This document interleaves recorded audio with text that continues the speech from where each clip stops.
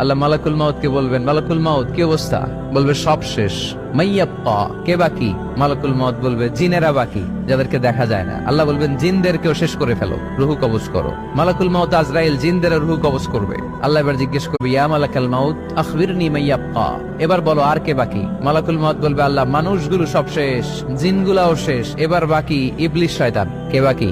ইবলিসরেও শেষ করো, ইবলিসও শেষ। আল্লাহ আবার জিজ্ঞেস করবেন, ইয়া মালাকাল মাউতি মাইয়াব্বা, আর কে বেঁচে আছে বলো? মালাকুল মাউত বলবে, আল্লাহ আপনার কথা অনুযায়ী পৃথিবীর সব মানুষের রুহু কবজ করলাম, সব জিনদের রুহু কবজ করলাম, ইবলিসের রুহু কবজ করলাম, এখন আছে শুধু ফেরেশতা। আছে কারা? যাও ফেরেশতাদের রুহু কবজ করো। ফেরেশতাদের রুহু কবজ হয়ে যাবে। এবার আল্লাহ জিজ্ঞেস করবেন, ইয়া মালাকাল মাউত আখবিরনি মাইয়াব্বা।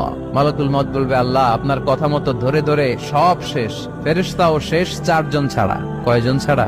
জোরে বলেন, কয়জন ছাড়া? ইসরাফিল, জিব্রাইল, মিকাইল,